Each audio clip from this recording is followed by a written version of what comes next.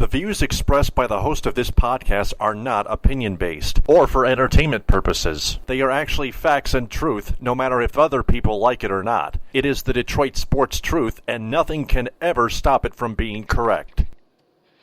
Hey there, Detroit sports fanatics, and welcome to episode 197 of the Detroit Sports Truth on Spreaker. Please share this podcast on all social media networks, and thanks very much. I'm Taylor Phillips. I'm live from my basement apartment office in the northern outskirts of McBain, Michigan, and with me on Facebook Messenger audio, as always, is my co-host Ed Smith, somewhere else in the United States. Thanks so much for being on here with me. How are you? Doing fine, Taylor. Pleasure and a privilege to be joining you live as I broadcast from my whereabouts currently in the deep south, Stone Mountain, Georgia, to be specific. But I'm ready and raring to go, and we got quite a bit of a menu here on this show tonight, since we had an extra night to prepare, as to our show was originally scheduled for last night, but due to unforeseen circumstances, had to be postponed to tonight. But we got a lot of ground to cover, so I'm ready to go, as you are. Absolutely. We're going to start with the Red Wings, and then we'll talk some about the Lions and the Pistons and what they did after the NBA All-Star Weekend and Andre Drummond's visit to the All-Star Game and his participation in the Slam Dunk Contest. We'll also talk college hoops and add a little Tigers note as well before we get into 5 questions. So, let's go ahead and begin this episode with the Red Wings.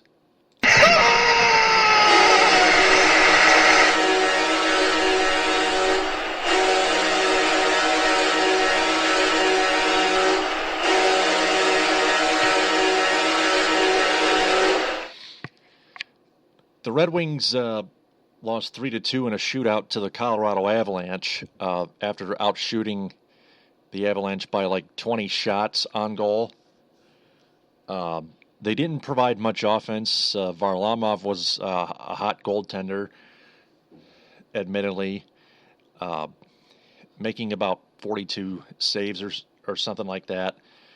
But Jonathan Ericsson, of all people, scoring a goal, so did Pavel Datsyuk. The Red Wings had so many chances to take the lead in the third period. They never had the lead, and they kept miserably messing up when trying to put it away, trying to take the lead, trying to win it in regulation. Those occurred in the third period and in overtime as well. There were a couple scoring chances, just a couple, in overtime before it went into the shootout.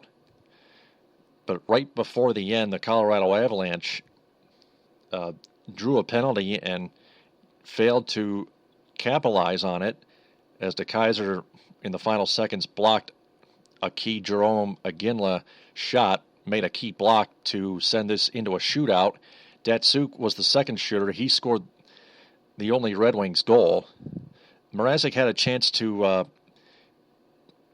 end the game by making a save on Nathan McCrimmon, but Nathan McCrimmon scored when Mrazek could have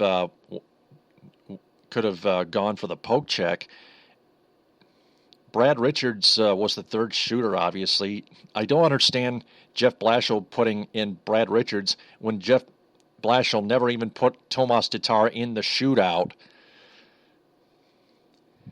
And then I think, it was definitely a weird choice for sure. It's not a guarantee that Tatar would have scored, but I think he probably would have had a much better chance than old veteran Brad Richards might have in that situation. Just a wild hunch. Yeah, Richards obviously scoring two goals early in the shootout this season, but all that dried up. But that led to Nathan McCrimmon getting and taking advantage of a chance to tie it in the shootout and sending it to extras.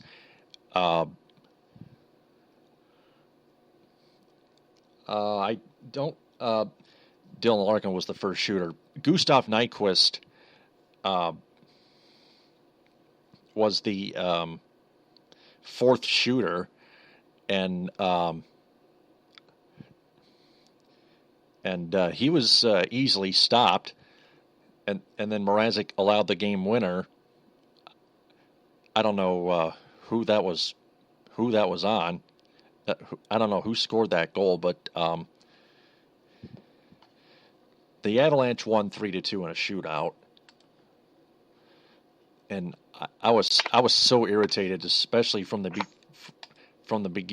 moment when Brad Richards was put in the shootout. The Punisher 1023 on Twitter, Obbs, made a choice for his three Red Wing players in the shootout. Larkin,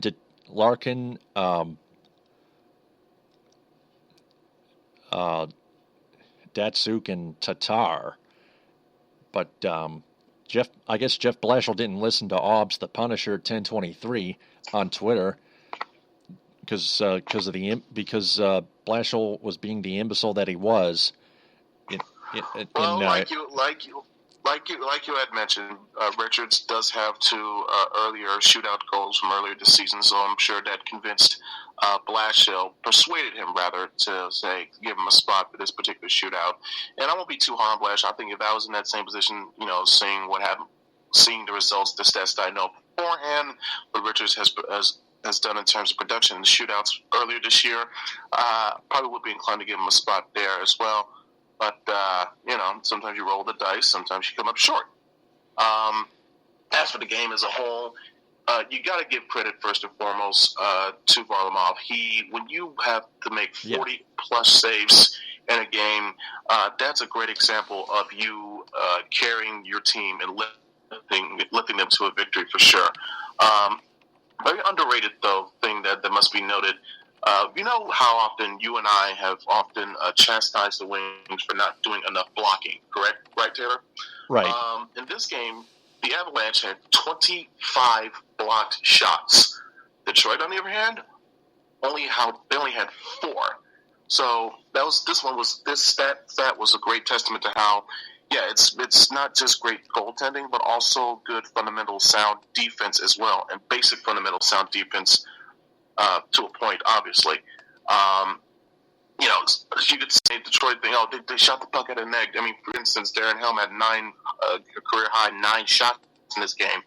But there's a difference between quantity and quality. They had shot quantity, but they did not have enough quality shots. Hence, them only getting 2 goals throughout the whole course of regulation and overtime. So, again, not to take anything away from Varlamov, but like I said, when you have your defense blocking for you, and sometimes some of the shots that the other team is throwing at you are not true scoring opportunities, sometimes those numbers can be padded on as a stat, but still a very, very terrific effort by Varlamov. And give credit where credit is due. At least the Red Wings got a point. That's the only thing you could salvage, a silver lining, I guess you could say, out of that. But it was very disappointing because that was a night where not only Montreal lost, but also I believe the Panthers had lost as well. So the Red Wings missed a prime opportunity to gain some ground on the division leading Florida Panthers at that point, and it passed them by, unfortunately. Yeah, I was okay with it going to a shootout, except I wanted the Red Wings to take the lead in either regulation or win it in overtime. But Jeff Blashill putting in Brad Richards, you made a good point. Sometimes you can capitalize and sometimes you don't. But my point is, like I pointed out, Brad Richards' goal scoring in the shootout pretty much dried up from there. And Jeff Blashill put him in as a third shooter the extra time, and that's where the mistake came from Jeff Blashill, when he should have put in Tomas Tatar. Maybe could have saved Brad Richards for last, or put him in first. Dylan Larkin second, and then or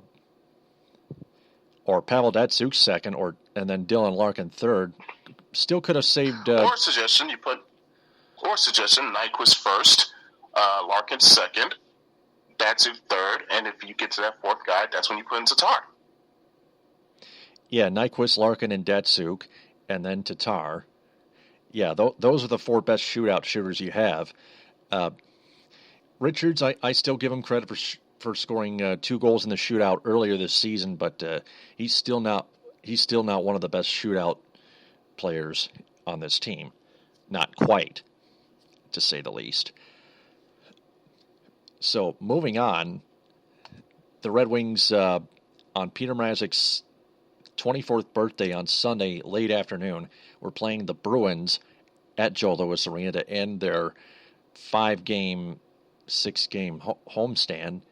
I think it was a 5-game homestand, but anyway, they were playing the Bruins on NBC, National Broadcast Television, with Mike Emmerich, Eddie Olczyk, and Pierre Maguire. During that game, Eddie Olczyk pointed out a couple of the Red Wings goals that should not have counted.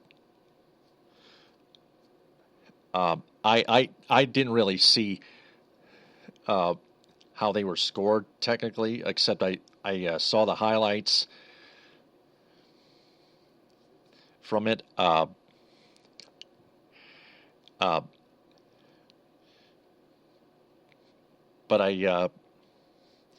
I read one of Ryan Schuling's tweets on Twitter Sunday late afternoon before dark that Red Wing hater Eddie Olczyk and Pierre Maguire, and he insulted him too. Don't know how, but I don't remember how, but. Well, sometimes in some instances you got to take things that Eddie Olczyk says with a grain of salt, because remember, didn't he used to play for the Chicago Blackhawks for a long time? So if you're a Red Wing fan and you see that guy calling games for your team, it makes you a bit skeptical in taking what he says seriously, or have any legitimate things what he said what he says has any legitimate reasoning. Pierre Maguire is also, what I've understood from some online forums, is very disliked by fans as well. Him and Eddie seems to be get quite the most dismay from a lot of you could say Red Wing fans. Not just Red Wing fans, but just especially in Maguire's case, fans. Period. They just don't like seeing them or hearing their voices, especially in Pierre Maguire's case. All fans who like other teams, right? Yeah, same thing. It's not quite. If you want to do a comparable similarity, I guess you could kind of compare it to what I guess you could say Joe Buck syndrome, the way he calls games on Fox, which is kind of weird because myself personally, I don't necessarily mind Joe Buck. I think when I love him. Calls for it, he can deliver. Yeah, when the moment calls for it, I think he delivers a very good to great call. But I can understand with some gripes why some people might have a problem with him, his coverage, his voice, or anything. His tone of voice? Here, sometimes some fans say, he sounds too bored whenever he calls certain portions or moments of the game. Some of the instances, though, it's not really his fault. Remember, there was a time period in 2010, 2011, and he was dealing with a real bad problem. I think he had a vocal cord problem that made his voice sound really bad. But I give credit to him. He was still marching on, still called the games every Sunday for football, and of course for the World Series. But thankfully, he's recovered now. He's doing better. He sounds better than ever in terms vocal wise, range wise. Still calling the action. Give him credit. But we're getting off topic here for a little bit. But back to what I mentioned. You can't really take what Eddie and especially what Maguire says, because they do a professional job. They're not slappies. Yeah, no, they're not slappies, but it could be a little bit irritable. It may come off as condescending to other viewers, though. So I give them that point. Yeah, I'm not bothered by any of it. No, it kind of bothered Ryan Schuling though, because Schuling tweeted that Schuling's opinion on Eddie Olczyk is that he hates the Red Wings because not only is Eddie Olczyk the color commentator of the Chicago Blackhawks, but he pointed out that Olczyk falsely pointed out that that two of the Red Wings goals should not have counted. Schuling put them together and told me and tweeted to me that it wasn't the first time that Olczyk got one call against the Red Wings wrong, whatever the case may be. Didn't tell me how many times that happened, but I told him what I asked him, why do you let? I asked Ryan on Twitter, why do you let that bother you so much? You're tougher than that. Ryan Schuling's a public figure. But anyway, the Red Wings, Peter Mrazek gives up 5 goals on his 24th birthday when he knows he's a lot better than that. He had a rough game. He's still the best, and fans, after just one bad outing, were ripping him. I was quite bewildered at that. Like, has anyone else seen it, witnessed what Jimmy Howard has done the past stretch? 4, 5, 6 games, including what we saw on Monday night. Okay, so you mean to tell me you would rather have that dumpster fire over Jimmy Howard? What you're seeing from Mrazek? Exactly. You want to see that dumpster fire over what you've seen lately, the brilliance that Mrazek has given you. If Peter Mrazek was not on this team right now, where would this team be? Okay? Nowhere. Don't worry, I'll wait. Yeah, exactly. No need to wait. Exactly. By the way, do you see many? I wonder how many people of the Boston side of things were ripping Tuukka Rask. I mean, because he was absolutely dreadful. He allowed 5 goals on just 24 shots. I mean, for God's sake, he got pulled. He's better than that, too. Yeah. Rask was a very, very good goalie in his own standards. So to see him pull out that kind of ring and even get pulled, that was a bit surprising to see. But both teams, both offenses were scoring. They were just riding hot. Another thing of note, Pavel Datsyuk in this game, he needed only just 1 point to reach the 900 mark in his career. He got 2 goals and assists, so he easily surpassed that mark. Congrats to Pavel on that accomplishment, on that milestone. We already knew he was a future Hall of Famer, before he reached this mark with his talent, his ability, and the highlights that he's produced over the years. But seeing him reach this milestone, just another feather added into the cap of the magician. So congrats to Pavel on that one. Yeah, so, congrats to Datsyuk. He almost got a hat trick. Darren Helm almost got a hat trick as well. He scored 2 goals as well, Pavel Datsyuk and Darren Helm. But so did Zetterberg even. Zetterberg only got 1 goal. He got just 1, not 2. It was 6-5. Danny DeKeyser. Yeah, he got on the board, of course, but Danny DeKeyser got the game-winning goal. But again, the fans trolling Peter Mrazek for his one bad outing. Ryan Schuling tweeted, trolling Eddie Olczyk on Twitter. That was a whole lot of trolling going on. Somebody that was very much trolling. so. Part of the normal course. Yeah, that needs to stop. It all needs to stop. Broadcasters are expected to make mistakes, number 1. And number 2, all elite goaltenders can have 1 bad game. But maybe 2 or 3, but they are resilient. They can overcome adversity. Peter Mrazek ranks first in goals against average with 2.02, although it may seem a little high. He's usually like 1 point something. It's below 2, but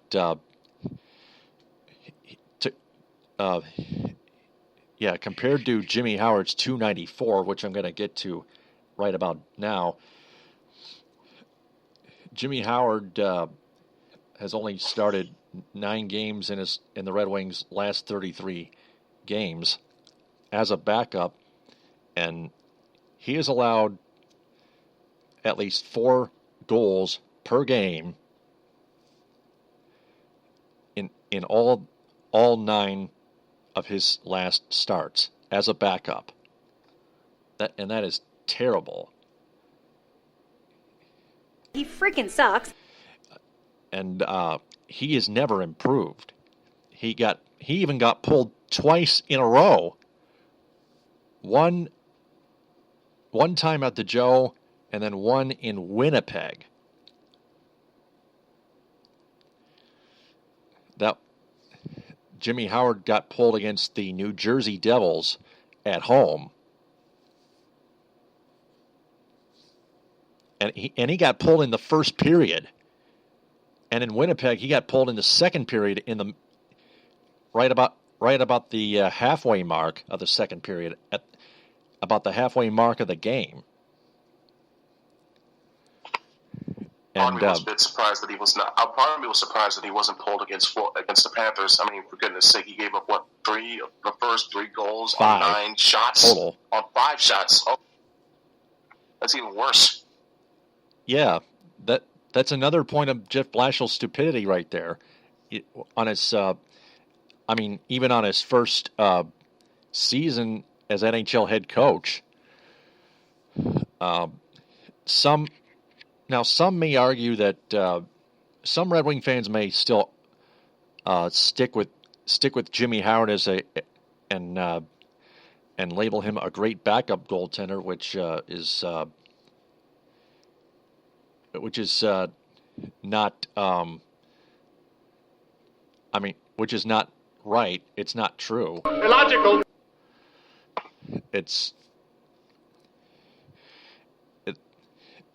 Jimmy Howard has never proved to be a great backup statistically in terms of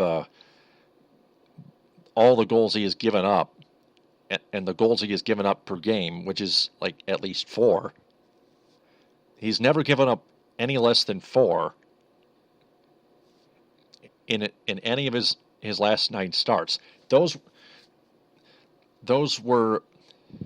9 starts for Howard were when he was a backup, not a starting goaltender, not a number 1 goaltender.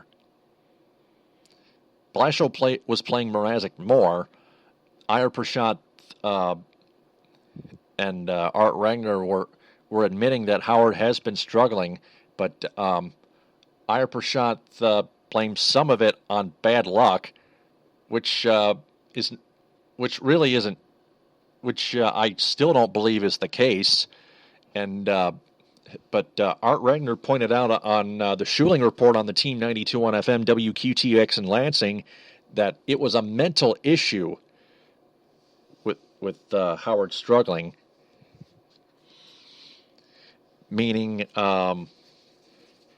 once he allows a controversial goal where some opposing player touches the puck with a high stick and it goes in the net and the referees count it anyway, Howard doesn't recover from that. He just goes back to playing terrible, gives up 3 goals total in the second period, 2 more after that. He and the Red Wings let himself down afterwards after a goalless first period. From there, the Red Wings only scored just once in the third period, courtesy of Pavel Datsyuk, who again earned the first star of the week, the NHL first star of the week. But Jimmy Howard allowing 4 more goals in Brooklyn at Barclays Center on President's Day, on a day where we had this episode postponed to a day later. Howard is still statistically not improving, and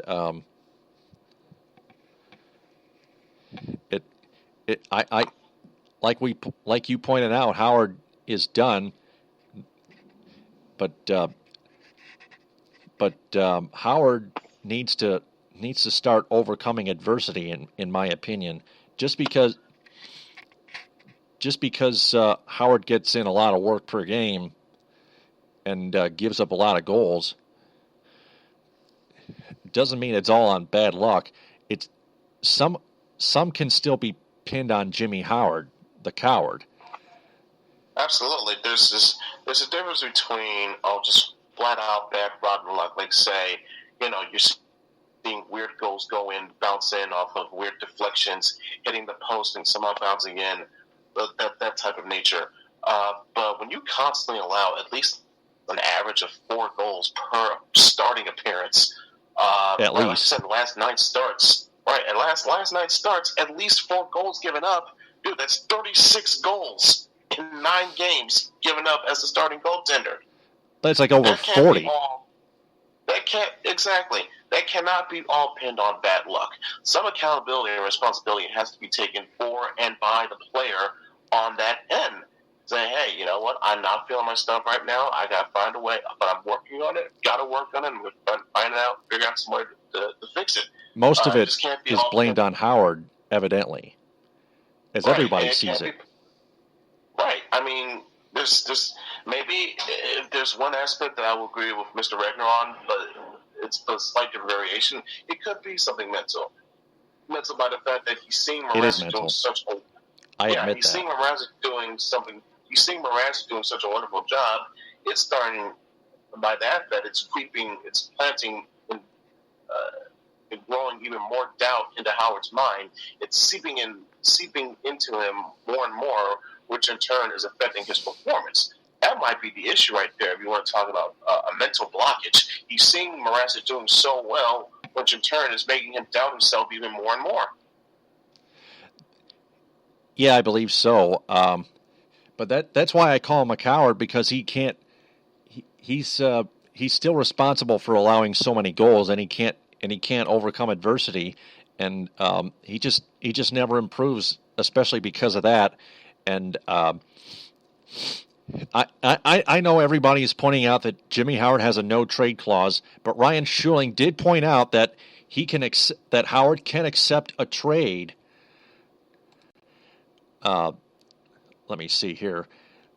He would accept a trade to a team that would assure him of a starting role, Ryan thinks. Howard knows by now that Mrazek is the guy in Detroit. It is not in Detroit's interest to keep Howard long-term as a backup with that 6-year contract. He will be easier to trade in. He will be easier to trade in this upcoming off-season.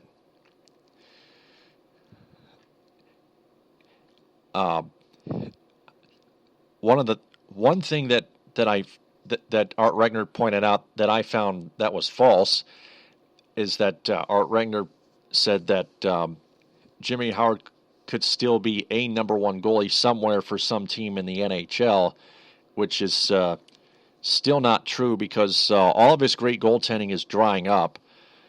Ever since Howard was demoted from starting goaltender to backup goaltender by Jeff Blashill, which was the right thing to do.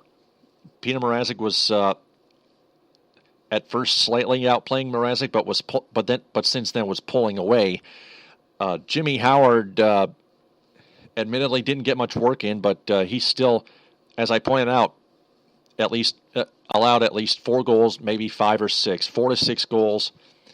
That's the range per game in his last 9 starts in the Red Wings' last 33 games.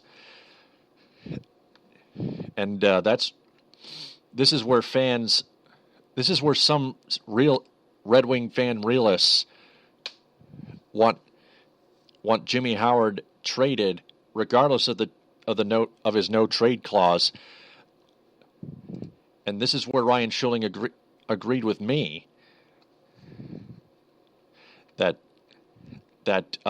Howard would accept a trade anyhow to assure that that Howard could be a starting goaltender, because Howard wants to be a starting goaltender again, but He's just not quite number one in the league. Don't get out of here with that. Come on. I'm sure Howard, the way he believes in himself, he knows he wants to be a number one goaltender again. It's clearly evident it's not going to be with his team now. It is the Mrazek show up for a reason. Yeah. If I think that's right. Like you said, I think that's the only reason why I would see Howard accepting a trade clause, because he needs a new change of scenery. He needs a new setting, new background, new everything. The thing is, though, the way that he has played in this recent stretch of games, who the hell is going to want to trade for him? Yeah, if the Red Wings set up a blockbuster deal in a trade for Jimmy Howard, they would have to send somebody big to that other team along with Howard for another backup goaltender. But continuing on with that number one goalie in the NHL somewhere with some team, that could actually include the Red Wings, especially with the way he's played right now, and that is a crazy opinion from Art Regner. You're crazy! You're crazy! You're crazy! Are you Anywhere else? crazy? I believe there's at least Anywhere else, one yep. team, some team that might be needing of a goaltender that Howard feels he'd be more than willing to give his services to. But at the moment, and possibly in the foreseeable future, it's not Detroit. That's for damn sure.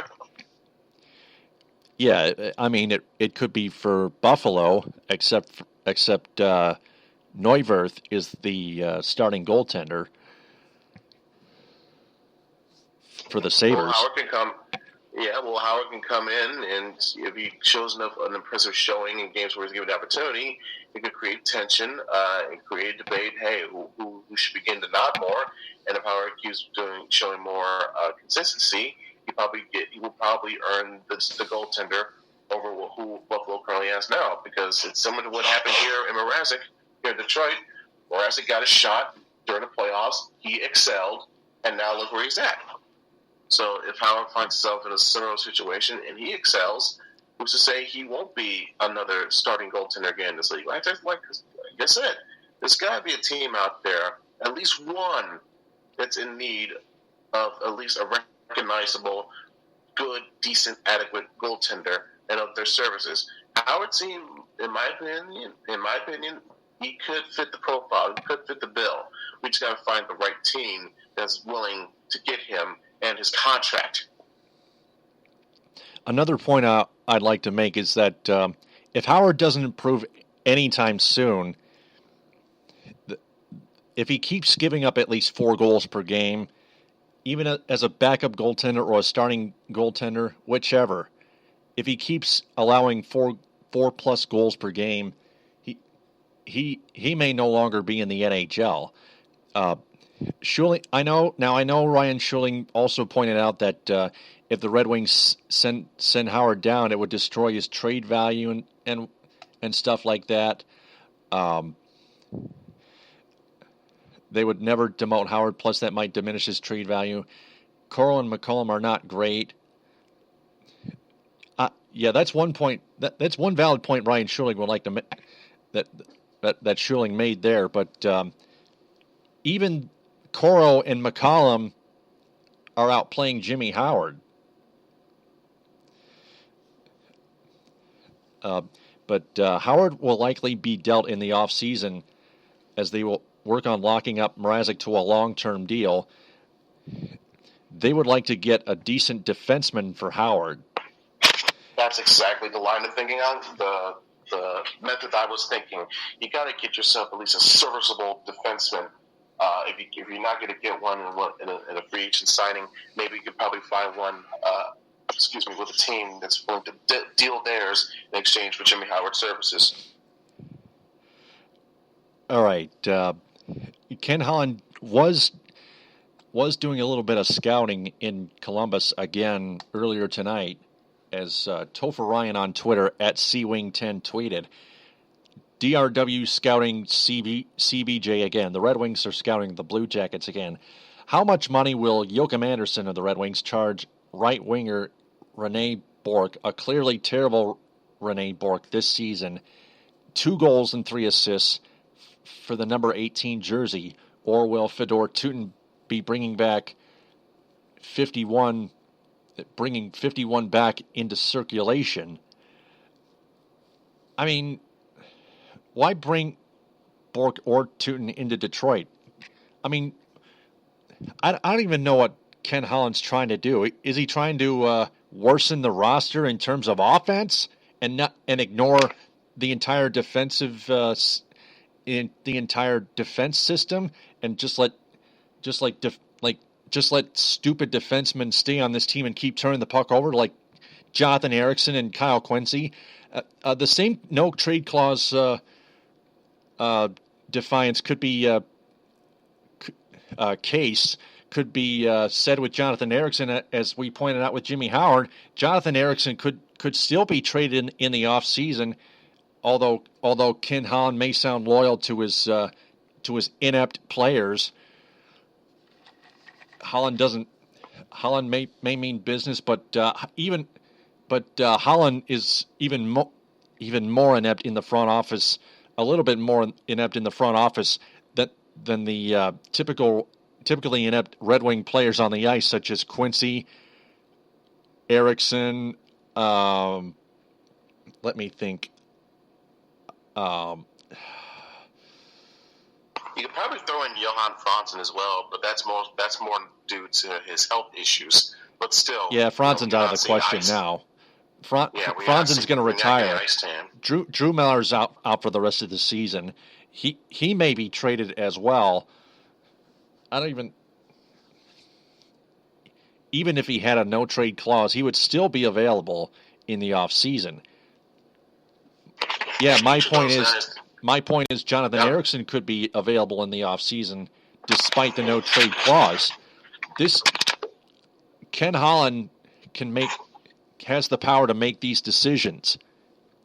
He just needs to stop being so freaking coddling and over loyal,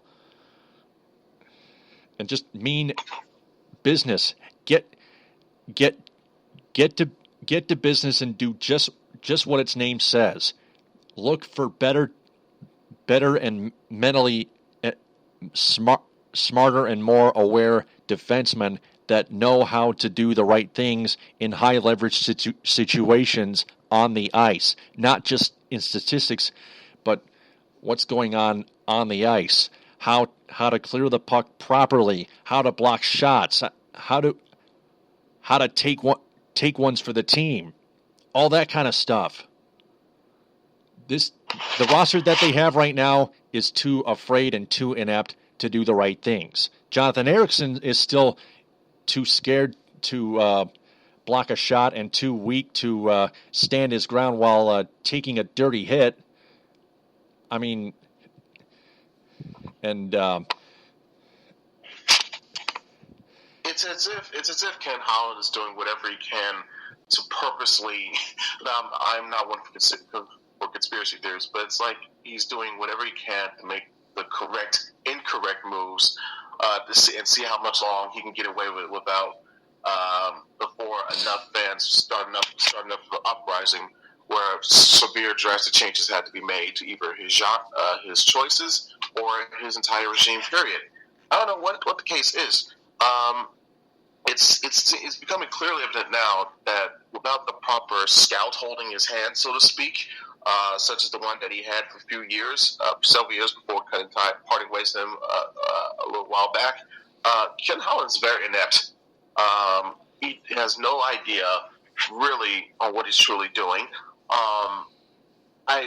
He's in a way he's below Dave Dombrowski. He's basically become what Dave Dombrowski has been on the later part of his tenure as Tigers general manager, only about 100 times worse. Before Dombrowski was fired.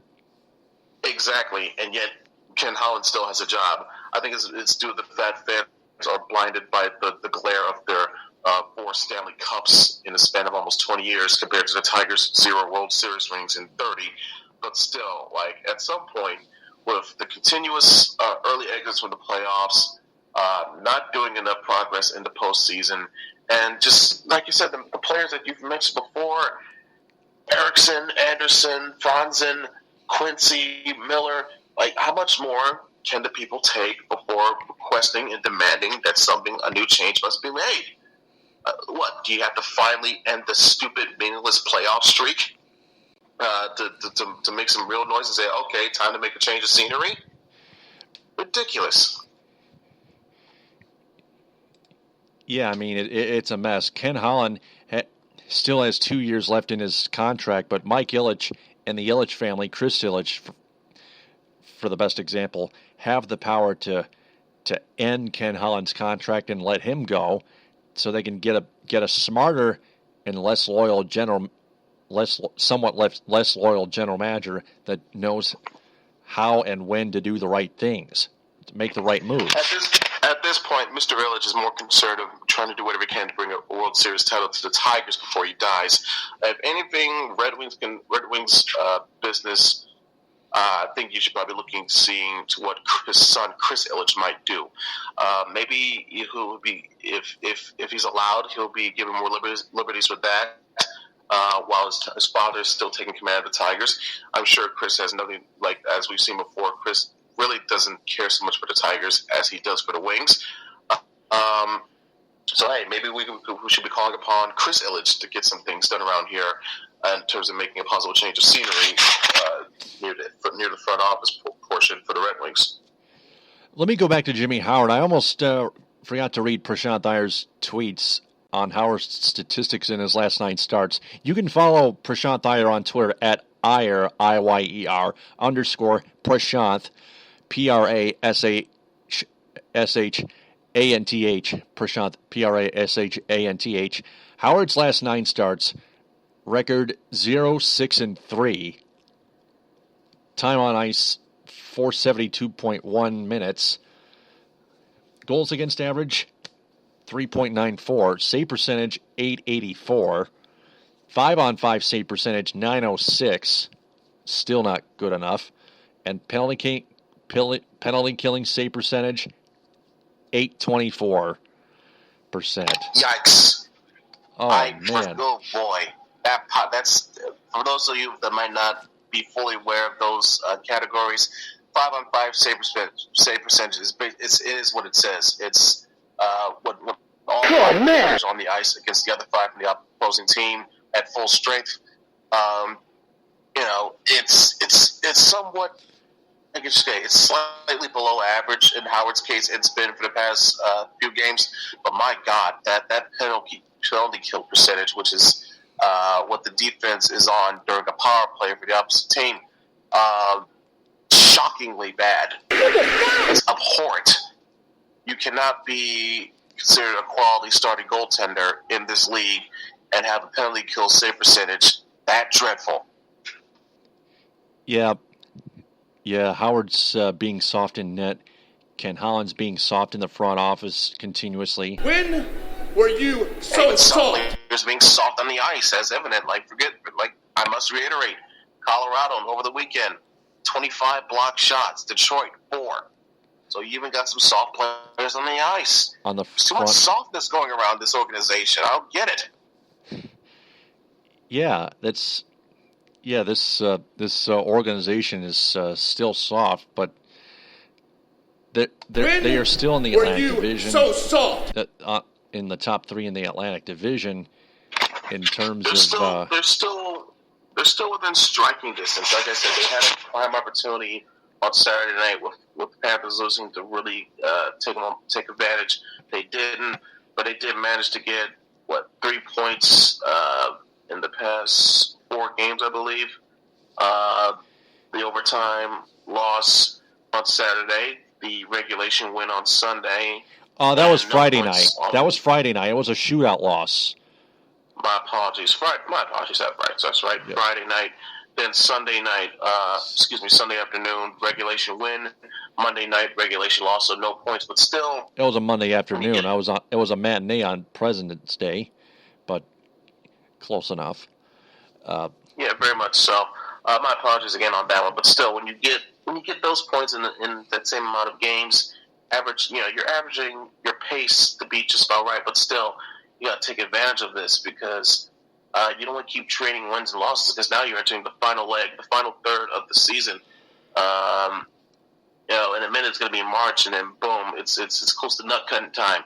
You need to get as many points as you can to not only stay out of that wild card bubble, but also have yourself as favorable a matchup as possible for the potential rankings and seedings for your playoff matchup. So if it means writing out Mrazek as much as you can, go ahead and do it. You got to see other guys step up. It's nice to see Datsyuk finally coming alive again. Hope he keeps up more of that. So it's going to take a combined effort. It's not just going to be Peter Mrazek standing on his head all game long. It's going to take a combined effort from guys like Datsyuk and Zetterberg showing some of their old form, as well as the new young guys like Larkin, for instance, and Nyquist showcase that they're wise beyond their years and help lead this team into the future. So it's going to take a combined effort from everyone involved to make this as successful a season as possible. Mike Green has also added another player on the Red Wings team that is inept and soft. He hasn't produced much, and he keeps making mistakes, commits more penalties. It just wasn't a good trade or good free agency acquisition last summer. When were you so soft? But the Red Wings go to Pittsburgh on Thursday, and then Ottawa Saturday, and New York, the Rangers on Sunday at 7 on NBCSN. All three games start at 7. First two on Fox Sports Detroit forthcoming on an Eastern Conference road trip. And then they return home Tuesday to play the Blue Jackets for the first time this season. On Tuesday, March 8th, they are in Columbus at Nationwide Arena on March 8th at 7. They play the Blue Jackets at home Tuesday, February 23rd at 7:30 on Fox Sports Detroit or NBCSN or both. Then they have 3 days rest before heading to Coors Field and playing the Avalanche in a rematch at 8 in the Stadium Series on NBC, National Broadcast Television. Also in Canada on Sportsnet. And then they go to Dallas and play the Stars on the 29th on Monday at 8:30 on FSD. And then for the first time, they play the Blackhawks. They play back-to-back against the Blackhawks, first at the Joe and then at the United Center on March 2nd and 6th at 8 o'clock on NBCSN and 5 o'clock on FSD. An early evening game in Chicago. Looking at the standings here, the Red Wings are in third place in the Atlantic Division at 67 points behind the Boston Bruins with 68 and the Florida Panthers with 72. 3 points ahead of the fourth place Tampa Bay Lightning, who are at 64 points. The Wings are 29, 19, and 9. Nines are wild in that in the ones digit in the standings. Wins, losses, and overtime losses. The Penguins 28, 19, and 8 in fifth place in the Metropolitan Division. The Senators 26, 26, and 6, 58 points.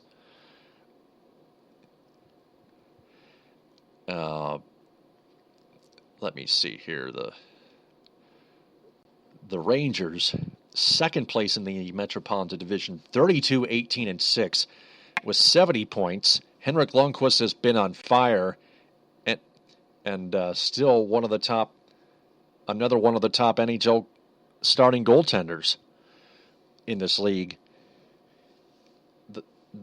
He has especially owned the Red Wings offense thus far until the last meeting at Madison Square Garden, where he gave up 3 goals and still won in overtime last season.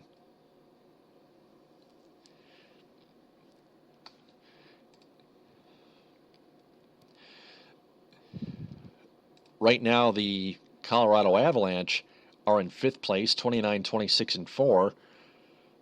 The New York Islanders, after Monday's win, are 30, 19, and 6, 66 points. The Bruins are 31, 20, and 6 with 68, as I mentioned before. Florida Panthers with 33, 18, and 6 record, 72 points.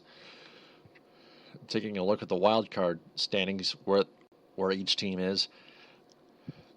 The New Jersey Devils are ahead of the Pittsburgh Penguins for the first wild card spot, 65 to 64. The Tampa Bay Lightning are tied with the Penguins at 64 points, but the Penguins own the tiebreaker. It's for the second place wild card spot in terms of the record. 28, 19, and 8 for Pittsburgh, 30 and 22 and 4 for Tampa Bay.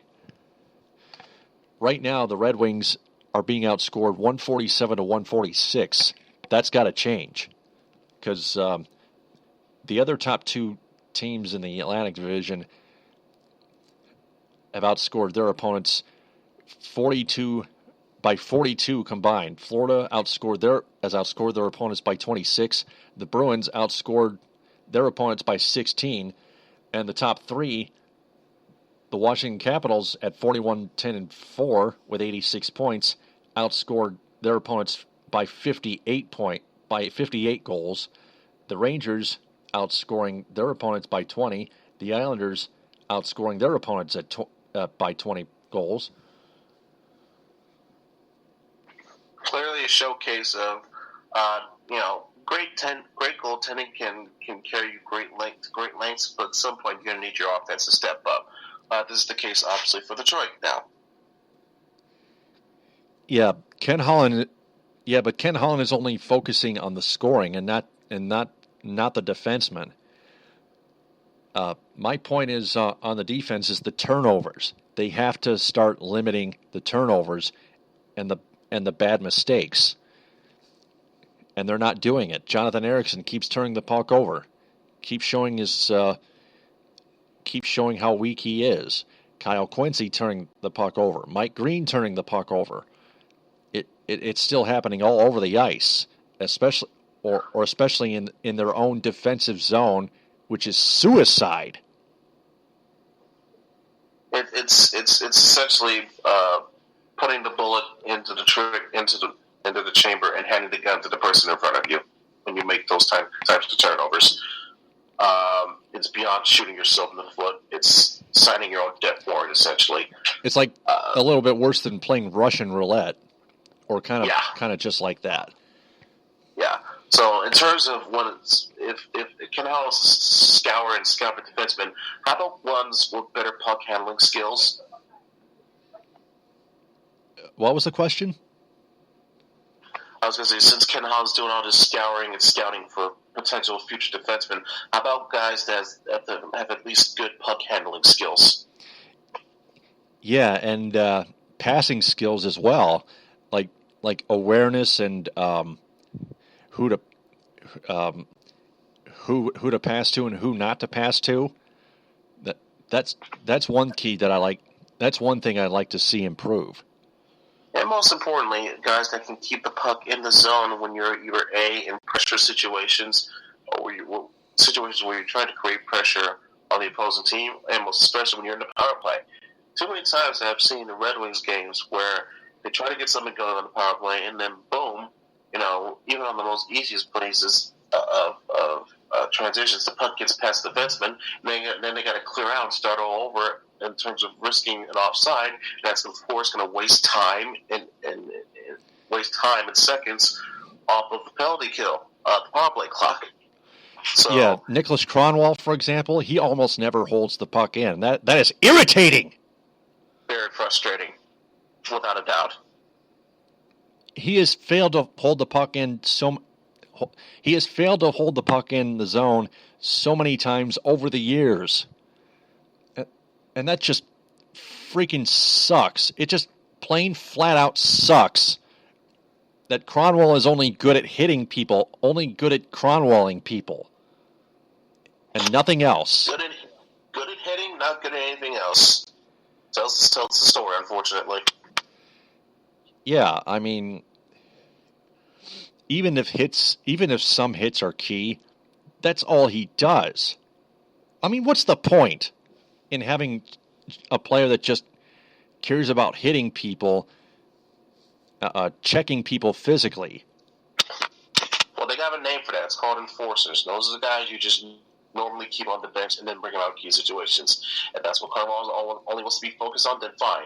Place his ass on the bench and rename him as an enforcer and get yourself a real defenseman. Yeah, this is what I call pointless enforcers. The Red Wings are supposed to be a winning team. Therefore, they don't need pointless enforcers on this roster. And that's the bottom line. I got bad news for Ken Holland and the Red Wings, but that's the way it is. If the Red Wings want to be a winning team, they cannot be such enforcers that hit opposing players physically so many times and just making pointless mistakes, especially fights, for example. I know fighting should still be allowed because it's entertaining, but it's just pointless. When you're trying to play the game and trying to win to get 2 points, like almost every game here and there, you just don't need that kind of crap. Just play the game and win it. Play clean, too. So with all that Red Wing stuff out of the way, why don't we move on to the Detroit Lions? Touchdown, Detroit Lions! The Lions, on Monday afternoon, hired former Super Bowl 50 champion Denver Broncos offensive assistant coach Brian Callahan as their quarterbacks coach. He was a part of the coaching staff that helped the Denver Broncos beat the Seattle Seahawks 24-10 in Super Bowl 50. Of course, as they know, Von Miller became the Super Bowl MVP. Peyton Manning possibly retiring, all that good stuff for the Denver Broncos and their fans and whatnot. But the Lions are trying to bring even more championship caliber to the coaching staff and to the front office as well. Well, first the front office and now the coaching staff. Definitely the front office with some of their current employees in the front office having various ties to New England Patriots, especially their new general manager Bob Quinn. Now with the hiring of Callahan, it seems like they're trying to instill that championship mentality in the side, on the side, well, at least in the front office and in the press boxes with coordinators, and at least in some instances in the coaching staff. Callahan, I'm sure another reason why Callahan is being brought on here was to take a little bit of make sure that Jim Bob Cooter, who is now the offensive coordinator, doesn't have too much on his hands, so he can focus more on generating and scheming for the entire offense, not just the needs and whims of his quarterback, specifically Matthew Stafford. Callahan himself was a former quarterback. He was the son. He's the son, of course. He has some lineage. He's the son of former Nebraska Cornhuskers head coach Bill Callahan. Brian was a former walk-on at UCLA. So he knows a thing or two about the position. So, and I think seeing what some teams were doing, seeing what the Broncos had done, even with Peyton Manning down, seeing Brock Osweiler step up, that garnered the Lions' attention and led to them hiring Callahan. Also, the Lions have earlier on Tuesday, late afternoon, have released running back Joique Bell. Joique Bell used to be so good in like 2012, something like that, but he started declining since then, and I think he showed a little bit of improvement last year, but it just wasn't enough as the Lions got tired of seeing him struggle continuously. It was time to let Bell go and try to look for another running back. Try to look for another running back on this roster. Yeah, it was more than time. I think it was the right decision to make on both sides. Even though Joique is a homegrown boy, went to Wayne State University, the injuries they were piling up, as well as the lack of production, as well as seeing guys like Amir Abdullah and Theo Reddick step up, it essentially made him an expendable piece. So, not to mention salary issues as well. So to cut costs, save costs, the Lions did what they had to do, but Joique was very classy, sending out a message on Twitter, thanking the Lions for the opportunity, thanking the city, thanking fans. Then unfortunate that things had to end this way, but still, you hope Joique keeps himself as healthy as possible and finds himself another team to play for this year. Yeah, I believe so. That's one of the 5 questions that this subject will fall into later in this podcast.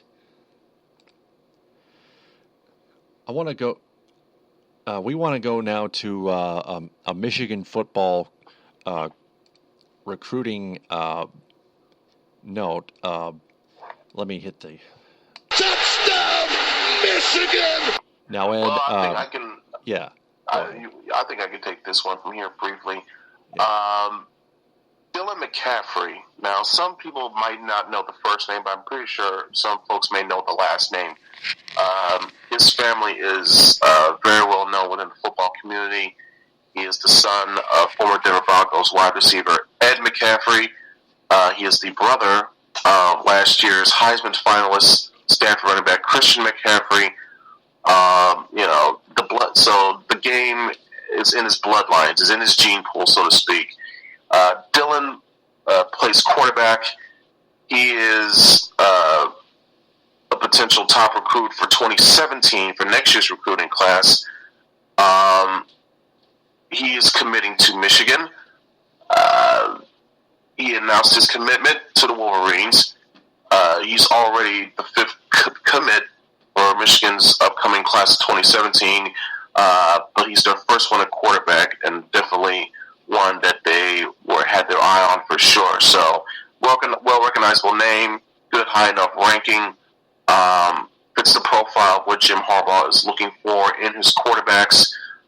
He's a passer first and foremost, but he can also make plays with his legs, similar to what you saw with Andrew Luck at Stanford, of course, Jim Harbaugh's head coach, and even what you saw in a little bit with Jake Rudock last year when he was the quarterback for the Wolverines. He's definitely a project piece, like all kids coming out of high school are. So he's not your prototypical perfect pro-style quarterback that you can construct on a whim. Obviously there's things you have to work on, whether it be mechanics, footwork, field awareness, whatever the case may be. There's obviously at least one thing you got to tinker on. So Harbaugh will know what to do. Hopefully, I think you have good confidence in that regard. And we'll have to see what he does once he fully arrives on campus in Ann Arbor next year. All right. Well, with that out of the way, we transition to college basketball and the Michigan Wolverines and how they done the past weekend and then recently. For 3, yes, sir! The Wolverines at Chrysler Center upset the Purdue Boilermakers 61-56. They weren't doing too well until they came back late in the second half, and they managed to hold on to win by 5. They upset Maryland earlier, and then recently they upset Purdue after Purdue upset Michigan State on their home court in West Lafayette. before we get to Tuesday's game at Ohio State? Break that down against Purdue. Well, this is a very needed win that Michigan just had to have in lieu of the embarrassing showing that they had against Michigan State the day before the Super Bowl. This is a game they needed to win after in line to correlate what they had done as well, picking up a huge win against Minnesota. So to get a win like this at home against a ranked team, you saw finally Karis LeVert return to the court. Now, granted, he was obviously working some rust off, so he played only 11 minutes in the first half, was scoreless in all of them, and he sat out the second half. But it was a good thing to see mentally, to see Karis, who is what undoubtedly a potential top lottery pick, maybe in this year's draft if he decides to go pro. I think he is going pro because he's a senior, I believe. But it was good to see him mentally, for mental aspect. Now you just got to see him work the rust off and come back at more physical form. Zach Irvin, he was a bit of a redemption for him in this one. He was 1 of 8 shooting against Minnesota. He went 2 of 7 shooting in the first half. Then he just fired up.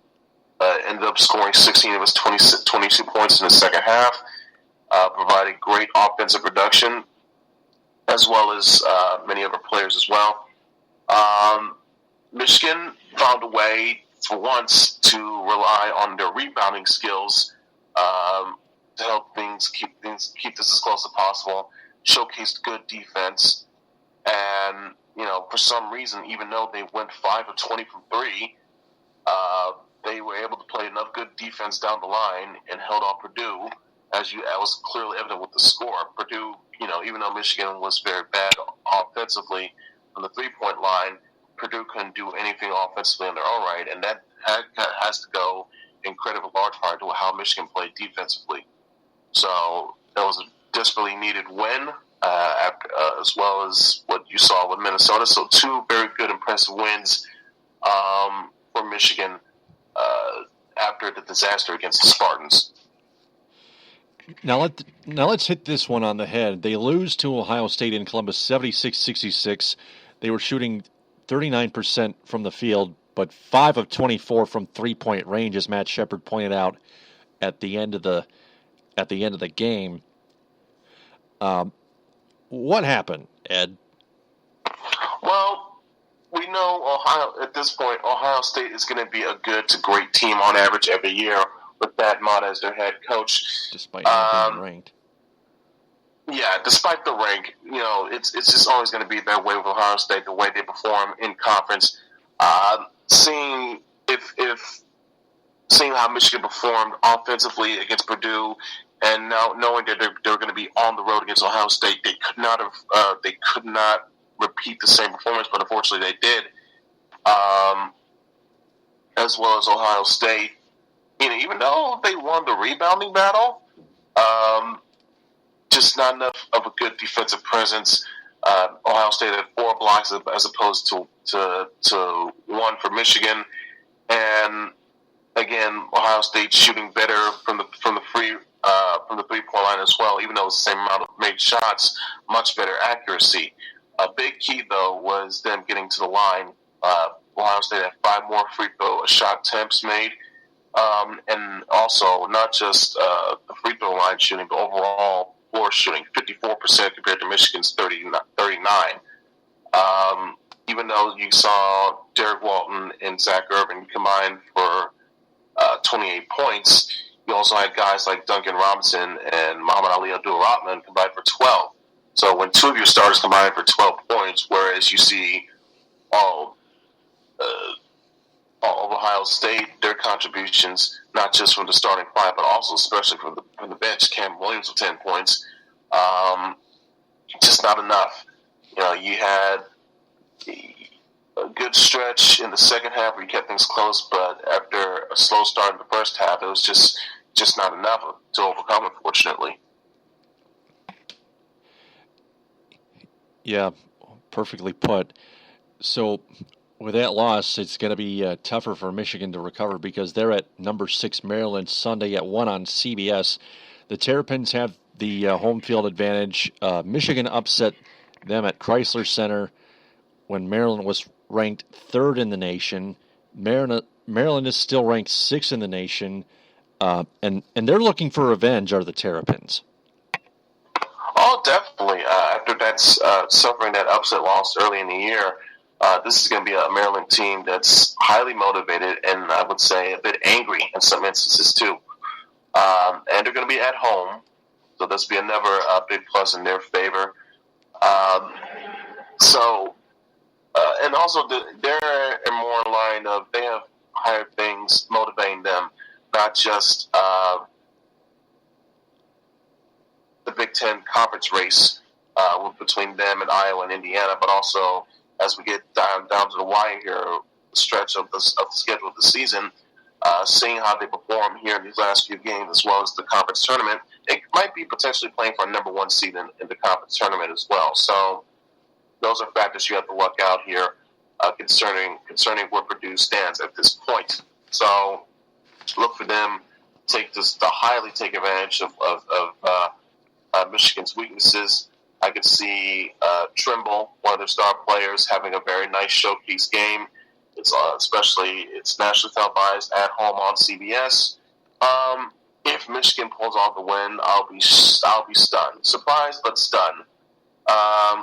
If you're Michigan, you would hope to, after you recover from this one, from this potential hypothetical loss, lick your wounds, pick up wins against teams like Northwestern and Wisconsin, keep yourself off that hypothetical bubble as much as you possibly can. And if you have a good showcase and a nice showing in the Big Ten Conference tournament, more than likely you will have a good spot in the tournament to make up for the disaster that you had last season. Definitely. So Michigan at Maryland Sunday at 1 on CBS. I think I predict Maryland's going to win. Moving on to Michigan State, the Spartans. Valentine for the win!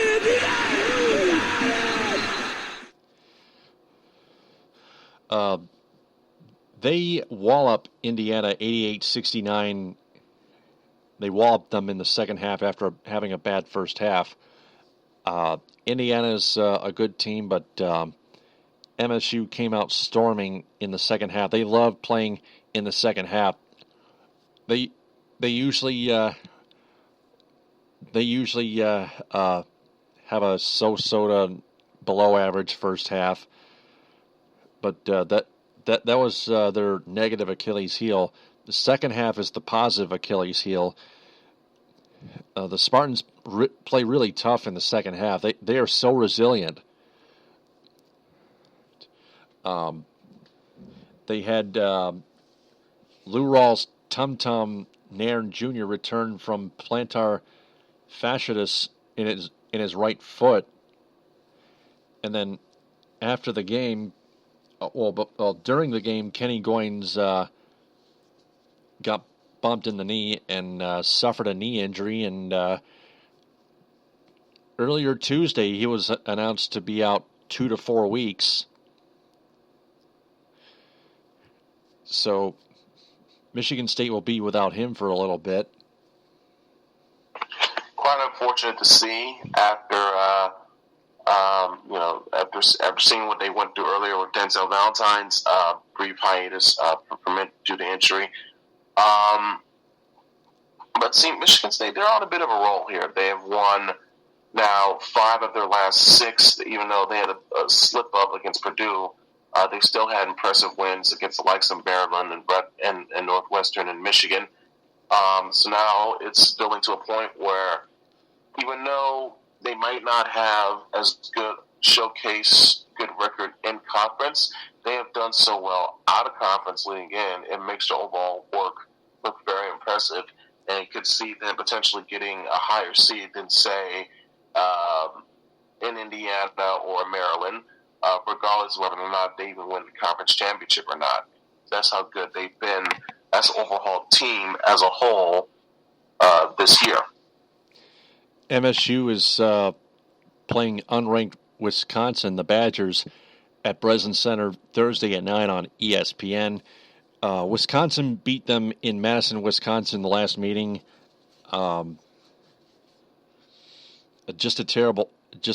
Actually a good game, actually. Wisconsin hitting the game-winning basket in the late seconds to win by one after a mistake by Deontay Davis. Wisconsin took advantage of that, but Deontay Davis is only a freshman. But those mistakes in those type of situations you cannot make. But Michigan State is looking for revenge. I think State will win by at least 10.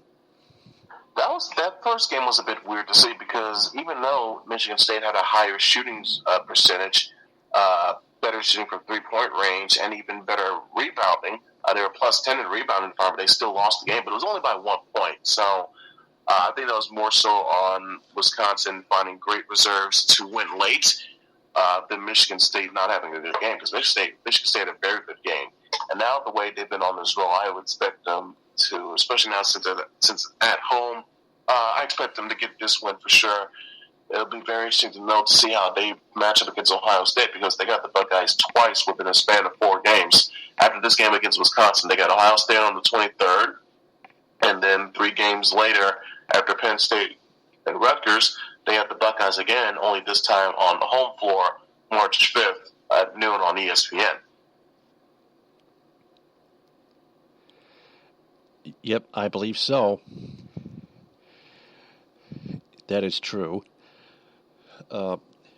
So we've got college hoops all covered. CMU also winning 77-69 over the Toledo Rockets on Tuesday at McGurk Arena in Mount Pleasant. They barely held on. They led 45-29 at halftime. Fire up chips.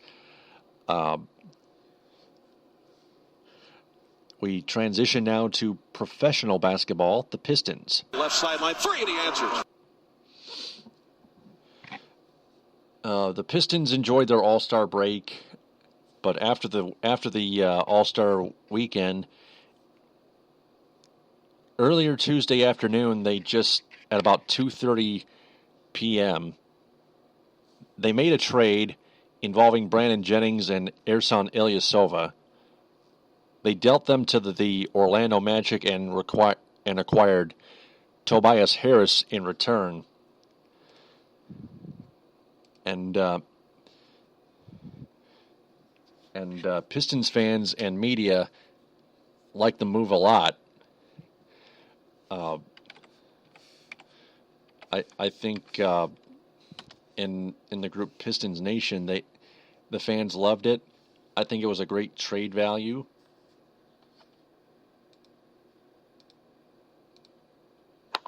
What it does with this move, because it gives you a much more versatile big man at the 4 spot than what you have with Ilyasova. Ilyasova was good in spots, but he was just not good. Didn't have that much of a good overall all-around game. Harris seems to have a little bit more of those aspects. He's still young, he's still learning, but he has great potential as well.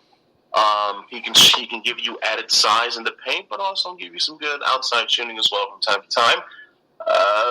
Harris, and not to mention in terms of financial standpoint, what he's going to be earning over the next few years, whereas you were trading away to expiring contracts in Jennings and Ilyasova, basically gave you a bit of a head start in terms of what to do for free agency this July, as opposed to just waiting for a guy to become available.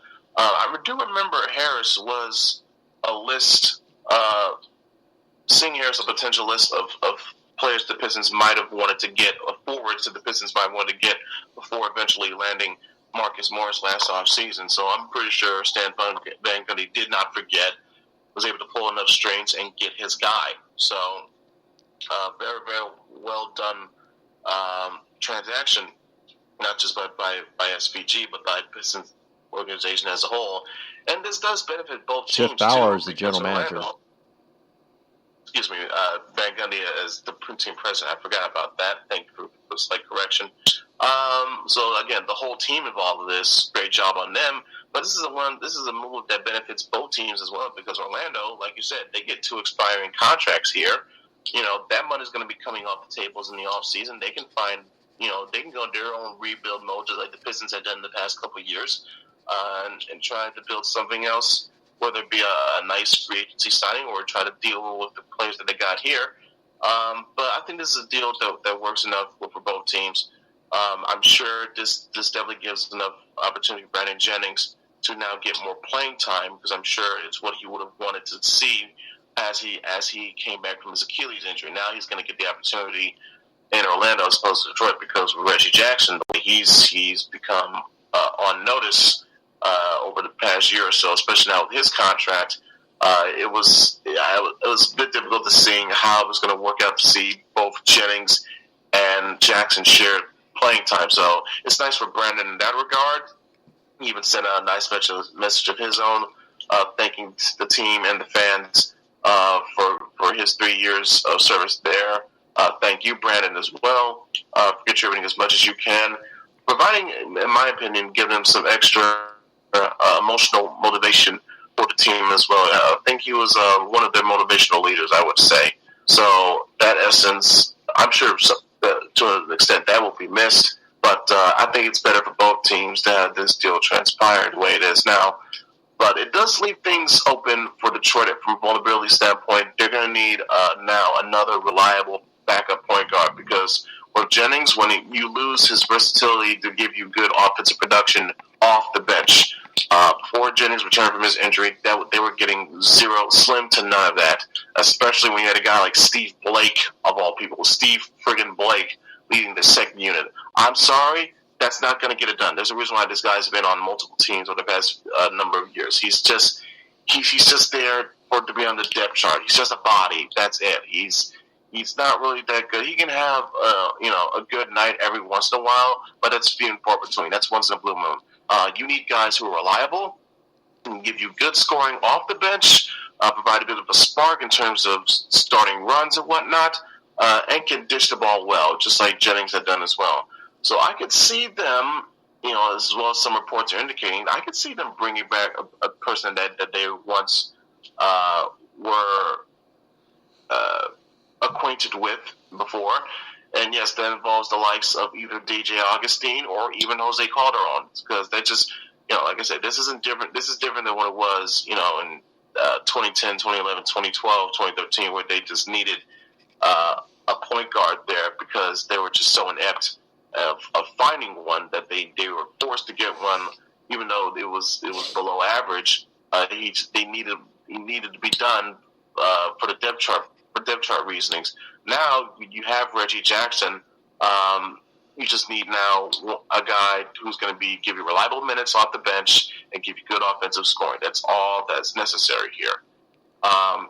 Speaking of guards, Kentavious Caldwell-Pope, they're starting 2. He's been missing the past few games due to a groin injury he suffered. He is set to return on this upcoming Friday, which is a very good sign because it lets you know, okay, the injury was not that serious. They were obviously taking good precaution, but he's good enough that he's ready to come back and play, which is good. Even though Stanley Johnson, I think, has done a good job stepping up offensively, KCP's overall game, his defense, and his three-point shooting is desperately needed. So it would be very nice and welcoming to see him back. Now, like I said, back to the Harris signing, I think this does a good mention because, like I said, I think with many teams trying to divert their attention to Andre Drummond, it would open things up for Harris to be productive in his own right. So, again, very, very nicely well done with the trade. Very nice to see Pope get back healthy and soon. And we're just ready now to see the second half get started. Andre Drummond had a double-double in his All-Star game appearance, in his debut All-Star game appearance, I should say. So congratulations to Dre on that one. Yeah, he came up short in the slam dunk contest, but hey, At least Very you short. could say he was, Very short in the slam dunk contest. Wound up with a 75 in the first round, 36 and 39. But it was his first time. He's only getting warmed up. Yeah, not a good showing, but I'm sure there'll be more opportunities for him in the future if and when he does decide to compete again. But I'm sure it was just a good overall, unique and humbling experience for him. He got to witness a good show, a good showdown between Zach Irvin and Aaron Gordon. So that was nice to see. And like I said, he got a double-double in the All-Star game in his first ever All-Star game appearance. So a sign of things to come and a humbling experience for Andre Drummond as well. So good weekend for him. Hope to see more of those All-Star weekend appearances for him in the near future. And now we're just ready to get rocking and rolling on the second half of this season. Because now the Pistons, they've got to turn things around in a hurry. Back to Tobias Harris. He is a forward who is averaging 13.7 points per game thus far this season, which was down by 3.8 from 17.1 last season at its entirety. His 3-point accuracy is down to 31% after shooting 36% a season ago. Right now he's averaging 7 rebounds and 2 assists. His PIE, whatever that stands for, is 11%. Not very good offensively in terms of statistics, but I think he can play defense as well. Very good defense. Yeah, and that's the one thing that Detroit desperately needs. They need some good defensive pressure, especially down near the paint area, and Harris will provide that for you in spades. Yep, exactly.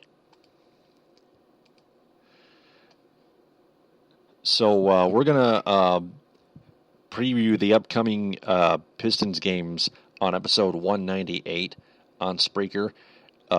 Friday, they return to action in D.C. at Verizon Center against the Washington Wizards. So with all Pistons stuff out of the way, let's move on to the last Detroit sports team, the Tigers. That one is long gone. It has been announced by General Manager Al Avila that Tigers starting pitcher Justin Verlander will get the nod for opening day in Miami against the Marlins on Tuesday, April 5th at 7:10 when they visit the Marlins at Marlins Park. They in the first of a rare 2-game set in Miami, Florida. Second of 2 is at 4:55 on Wednesday, April 6th. Then they have Thursday off. Then they return. Then they come home for a home opener against the New York Yankees on Friday, the 8th, April 8th, and Saturday, April 9th at 1:08 a.m. At 1:08 p.m. And then a Sunday night baseball game on ESPN at 8:08. Then they play 2 games at home against the Pirates, both at 1:08, and then a night game and day game at PNC Park in Pittsburgh, 7:05 and 12:35. And then they play the Astros and Royals on the road, and then they have a 6-game homestand against the Cleveland Indians and Oakland Athletics. All that jazz. They play the Twins to end April with a 3-game set at Target Field. So with that announcement out of the way, it's time for 5 questions.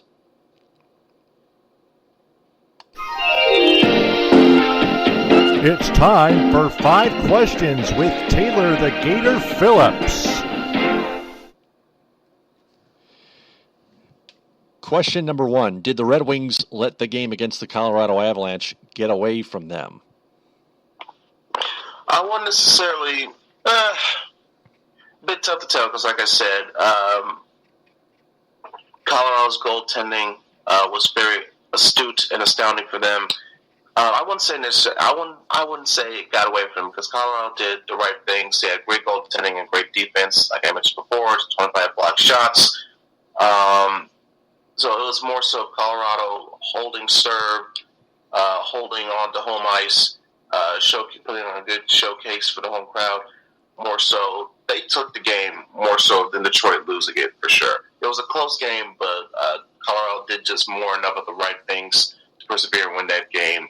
It was more so that than Detroit giving it away, in my opinion. Yeah, the Red Wings, as I mentioned before, were out shooting Colorado Avalanche and had many chances to take the lead in the third period and overtime, and they miserably messed up capitalizing, and I think that's what cost the Red Wings that second point. That's why I asked that question. Question number 2. Next question. Is Jimmy Howard still tradable despite the no trade clause? I already pointed out he is. So is I would say Jonathan. yes. I would say yes, but barely. Like I said, if he keeps going on with these recent performances and showcases, it's going to be very, very hard to pull off a trade. Like I said, I'm sure you're going to find a team that's desperate enough to acquire his services, that's in need of a goaltender. So there's going to be at least one of those teams out there. The question is who.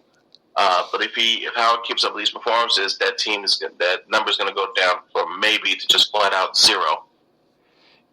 Follow-up question here. If the trade becomes even less possible down the road toward the off season, what do the Red Wings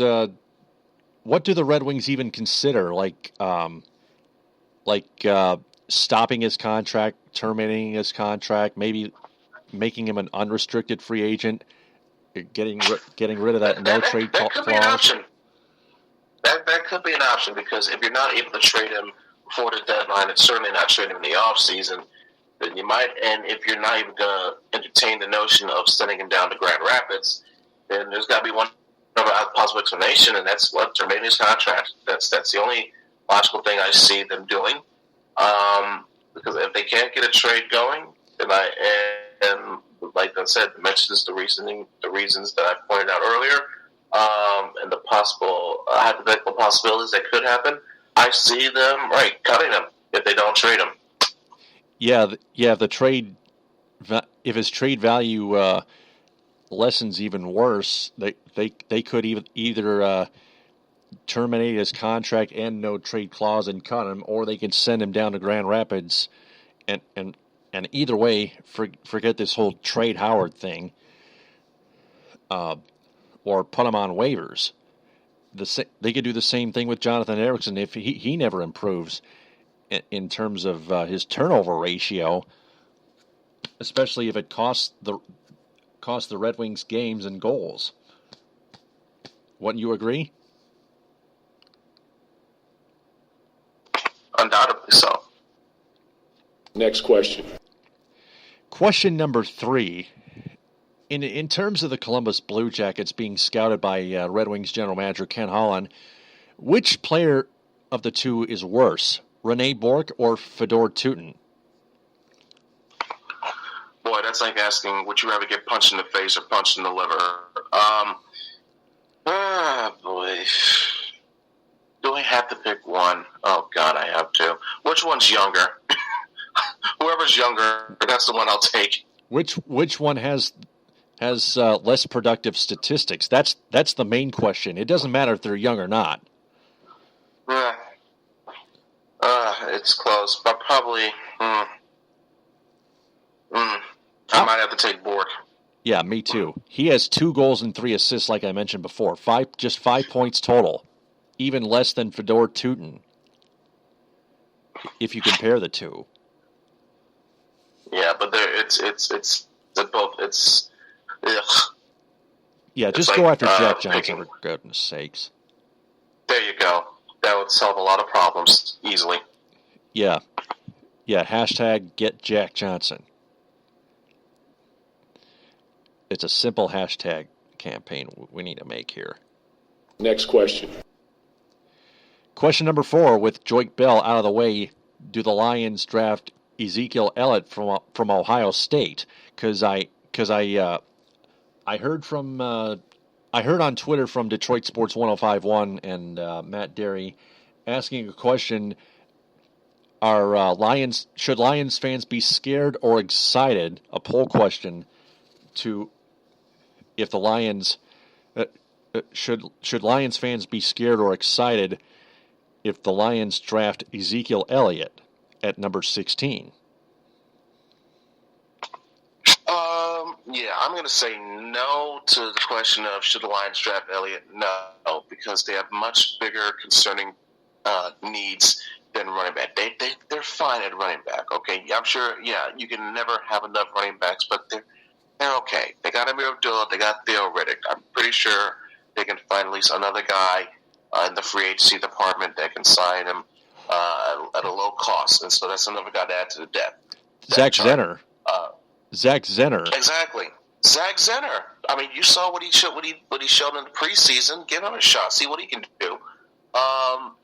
You have more urgent needs here, whether it be on the defensive line or most important, especially at wide receiver, considering the fact that most likely Calvin Johnson is retiring. So I'm more worried about that than getting yourself another running back, especially when you have an offensive line that really isn't doing a good job of opening up the holes for the running game to succeed anyway. So why waste all that by getting a running back?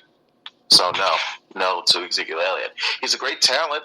I'm sure he'll be a steal. He'll be a great pickup for whoever picks him, but it just doesn't fit Detroit. Not Detroit. Yeah, answering my own question, I say no. But answering the poll question, I would be excited to get a Ezekiel Elliott, but I wouldn't be. In reality, I would not necessarily be too excited about it because we just pointed it out. They have Amir Abdullah and Zach Zenner and Theo Riddick, and don't get me wrong, it'd be a very nice pickup, but again, it'll be basically a waste of a draft pick. It's not what Detroit needs. Right. It doesn't fit any of Detroit's team needs, so why even bother? Yeah, but I definitely would not be scared if they drafted him, just because he's from Ohio State. I read the results of the poll question. 63% that said they would be scared if the Lions picked Ezekiel Elliott. I mean, and just because they're typical Homer Michigan fans. But I know you're not one of them. That's all. That's all that is. It's trying to downgrade the guy because he played for Ohio State. Oh yeah, the same guy that ran all over you in Ann Arbor this past November. Yeah, that guy. I think he's pretty damn good enough to warrant a possible first-round draft choice. Yeah, the focus on number 16 is the defensive line.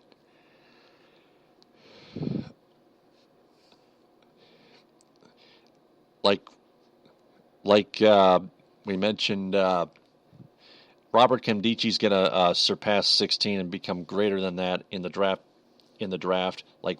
The top 15, to be exact. Like we pointed out earlier,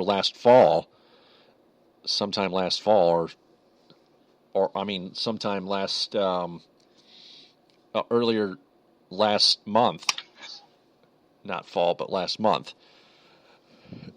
So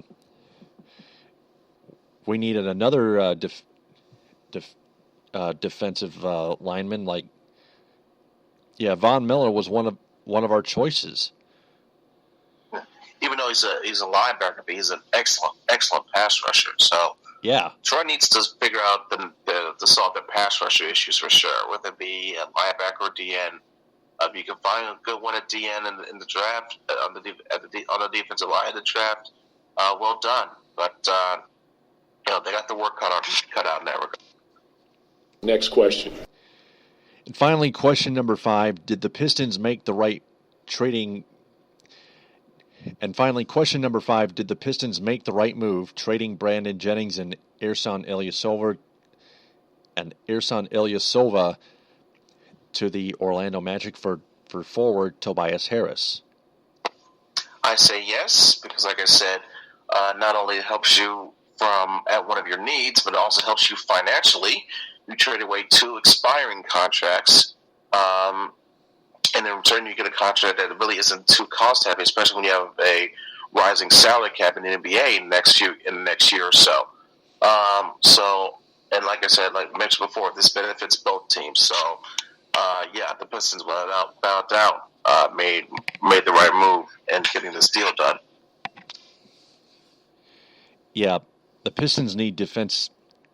The Pistons need better defense from Tobias Harris, especially from the three-point line, and even in the lane as well. I think he can do both. He can cover both those areas. So for all the listeners and fans out there, if you want to answer those questions, just replay the episode and answer them in the comment bank below this episode.